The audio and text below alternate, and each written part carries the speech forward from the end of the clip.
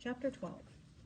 My dreams were haunted by memories, not only of the blow John had landed against me, but also the frozen image of him striking Emma, and the hammer Miss Munson swung from over her head. Each time I woke, I had to remind myself where I was. I was far now from the tiny attic room, warmed only by a candle, far from the hospital ward where I listened to the train whistle, far from the cottage bed, where I first heard the name Locust, and listened to the sound of its singing. At breakfast, the day after I arrived at the Klug farm, Pat seemed concerned. "Did you sleep well, Peter?" she asked. "Guess so." "Just wondering," she said. "You screamed last night. Must have been a nightmare." "Can't remember," I said. "Just as well, the way it sounded," Lee added, smiling. My first Saturday with them, Lee took me to repair fences. I fully expected him to leave me there and return to the house or go to town, but he worked with me until dinner time. I was allowed to relax with them in the house that afternoon, until chore time. We went to Mass Sunday and visited Pat's parents on another farm close by. Missing no school for work, I was allowed to participate in one sport and had every other Sunday off, including chores. Lee took the other Sunday off. Every day after school, Pat had a sandwich and glass of milk waiting for me. "Something to hold you over till supper," she always said. In the 2 weeks after arriving at the Klugs, I began to feel better in a family setting, though still, on occasion, beset by sudden anxiety. Making friends with the neighbors, I discovered that 3 boys within a mile radius of the Klugs were from church or country orphanages, but none had abusive guardians. The Palin family had a number of boys, their own, 2 near my age, with whom I spent time during my Sunday off. Though it was exciting moving so fast into a normal world, I found it nearly overwhelming trying to adjust. It was Friday, overcast and dreary, my second week at Klug's. Lee was gone when I returned home from school, but he was often gone to town on farm business, and I wasn't concerned. "When's Lee coming home?" I asked while eating my snack. "It's chore time. Soon, I expect," Pat replied. "It drizzled on and off today, and he's been in town all afternoon playing cards. Probably hanging one on." "In the bar?" I asked. "Yep. The guys get together like that on rainy days." "I'll check the furnace," I said, becoming nervous, heading for the basement. I sat on a fruit crate near the furnace, mulling the approaching confrontation, which I was certain would only end with Lee beating me. A car slowed for the driveway, and I stood on the fruit crate, watching as it passed the window. Stepping off the crate, I stood staring at the floor. I couldn't hold it and released urine just as the exterior door opened upstairs. But I heard strange sounds upstairs. Laughter, joking. Then the basement door opened and Pat, still laughing, called down, "Peter, you didn't finish your sandwich. Lee's home and he'll need your help doing chores tonight. Especially tonight." I climbed the stairs, still afraid. Lee smiled as I entered the kitchen, reaching to put his arms around my shoulder, but I pulled away. He looked down and caught sight of my wet pants. "Hey, no one's gonna hurt you, Petey," Lee said, his smile still frozen, while he cast a questioning look to Pat. Another Friday, Lee let me off chores early so I could bathe and dress, and 2 Palin boys picked me up for an outing at the Avalon Ballroom in La Crosse, Wisconsin, just across the Mississippi River. More students from Caledonia were at the Avalon, which seemed to be a hangout for teens who could drink near beer in Wisconsin at age 18. My friends drank beer and wine, but I drank sodas until I was grabbed, held in a chair while a boy held wine to my mouth. At first I struggled, then swallowed the sweet wine. I felt no different, and let them cajole me into a second glass. After 2 more, the boys let me go, and I stood, immediately falling to hands and knees, then lay on my back staring up into smirking faces. One of the boys realized what they had done, and I was helped outside, where they walked with me around the building until I could walk unaided. I learned more about alcohol that night, and the next morning as Pat and Lee smiled. About hangovers. I understood at last that alcohol did not necessarily make people violent. As the weeks passed, I grew stronger, and as I came to terms with one new experience after another, I began to understand the workings of a normal world. Those new experiences gave me confidence in myself. I still tried to avoid trouble, but would no longer give way to bullies. The windows of the chemistry classroom overlooked the athletic field. The field was crisscrossed after a December thaw with muddy walking trails and widely scattered patches of snow. It was the end of chemistry hour. "I want your names in the upper right-hand corner of your work booklets," Mrs. Hefty said. "Bud, would you collect them, please?" As I hunched over to sign my booklet, it was violently jerked from me, and my pencil coursed a scraggly line across the cover. Have to collect your booklet, Injun," Bud sneered, waving the booklet once in my face. "Hey, what you doing, Lang?" I hissed, jerking upright and snatching it back. My back to the bully, I bent over my writing platform again, muttering almost to myself, "I have to write my name on it so as Hefty knows whose it is." From side vision, I saw Jean and another boy frantically motion at something behind me, but I responded too slowly.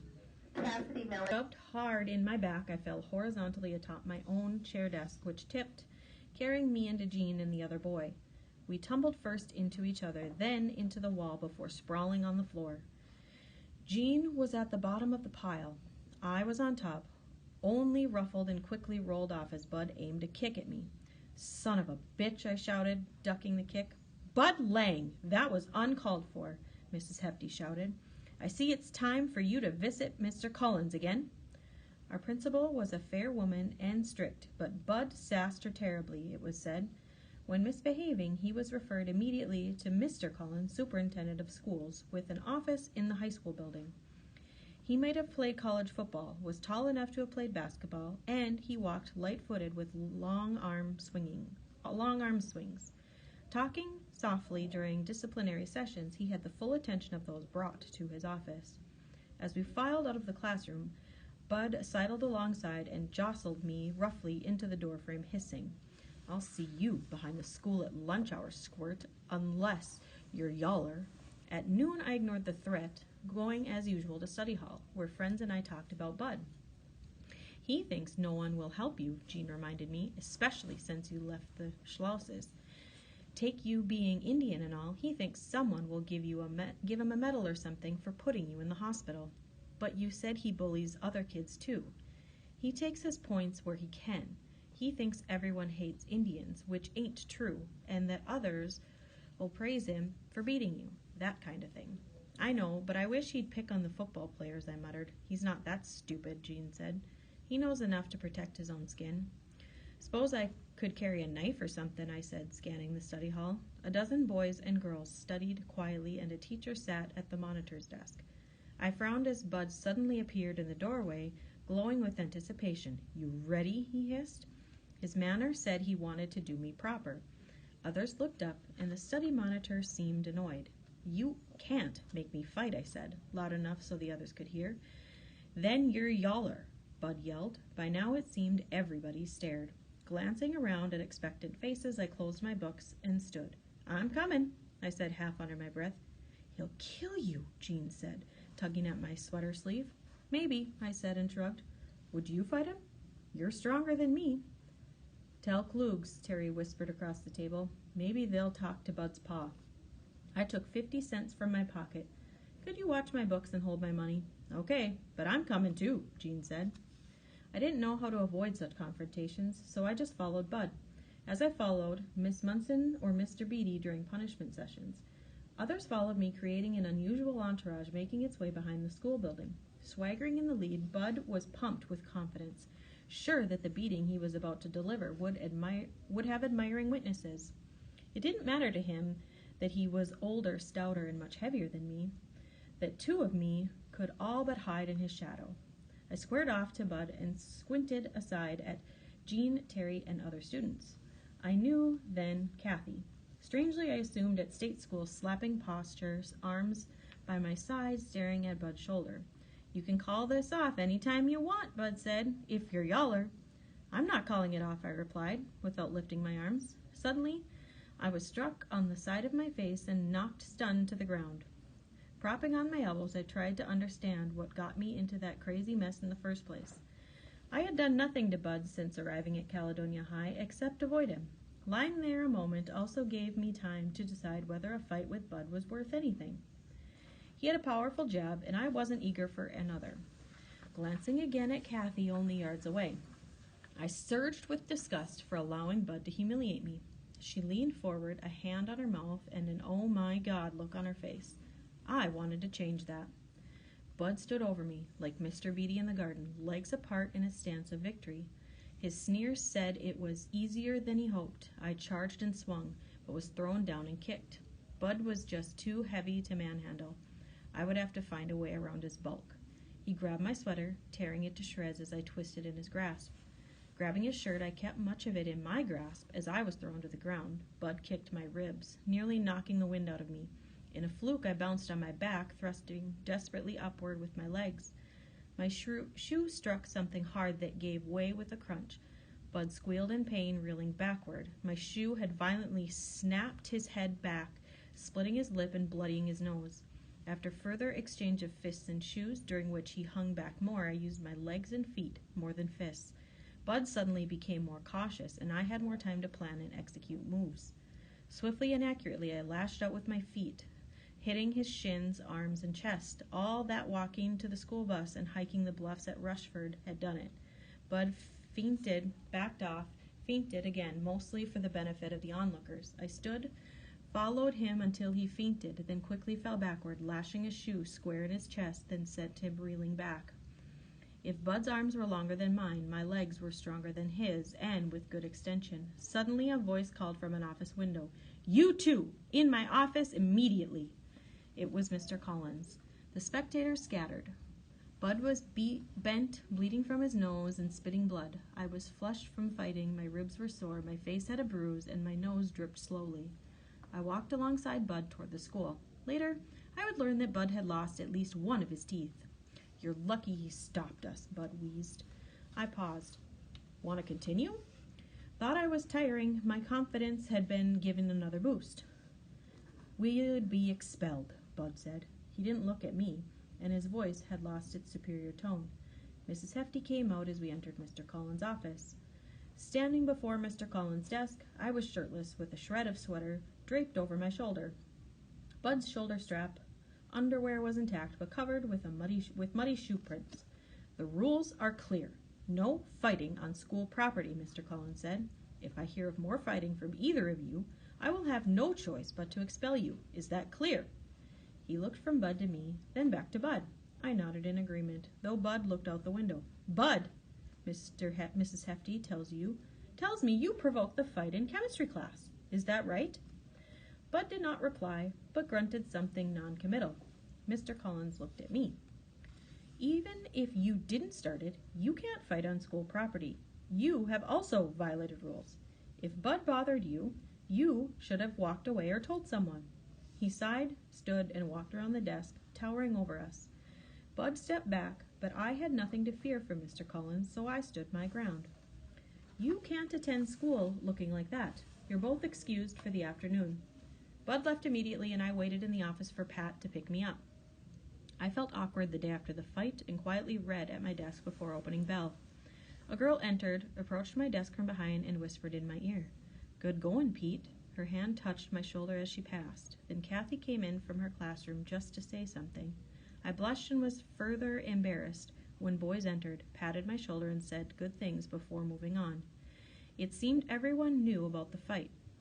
There was little time between praises to relax, but I began to understand the depth of Bud's bullying. A state school boy, too naive to run from punishment or misery, had finally been pushed until he fought back. Making my way down the hall after lunch, I saw Mr. Collins approach from the opposite direction. As when staff approached at the state school, I dropped to one knee and pretended to be tying my shoelaces. But he was heading for me anyway. The boys' room was nearby, and, with attempted nonchalance, I stood and entered, going to the urinals along the far wall. The door opened, long strides approached, and a large man stood at the urinal next to me. "You're a hard boy to catch, Peter," Mr. Collins said. We both stared straight ahead. "Oh? I wanted to tell you privately, not that I condone fighting, that you did a wonderful thing for the school, and for Bud too, perhaps. Hopefully he'll stop to think now when he bullies smaller boys." After Mr. Collins left, even after the door closed, I stood wondering why my fight with Bud had brought so much positive attention to me. Months after the fight, I arrived home from school to find Pat unusually solemn. "Bad news," Pat said, handing me a sandwich and pointing to a glass of milk on the table. Mrs. Shawls died. The funeral is tomorrow. He killed her, didn't he? I said. Natural causes, they say. Internal bleeding, Pat said. How can internal bleeding be natural? I asked. Would I have died from natural causes? Bleeding in my head? Pat tried to calm me. Every situation is different, she said. We don't know the circumstances. Do you want to go to the funeral? Do you think I should? I asked, unsure whether it was proper. If you don't go, it might not be wrong, but if you go, it could never be wrong. It would be best to go, I guess, I said. John wouldn't try anything, would he? Lee and I talked about that. We don't think so, but Lee would go with you just in case, and you wouldn't be waiting around afterward to be picked up. Lee took me to the funeral, and we sat in the back of the virtually empty church. John's and Emma's relatives occupied the first pew on both sides of the center aisle. I had not seen John since leaving him, and I wouldn't walk past the open casket now. I felt sorry for Emma, but I couldn't hardly pay attention to the surface. I kept thinking that this was no accident. Staring at the back of John's neck, I heard little of the sermon, sure that any moment he would turn around and glare down the bridge of his nose at me. But he never did. Lee and I shuffled out as the service ended. It was the last time I saw John.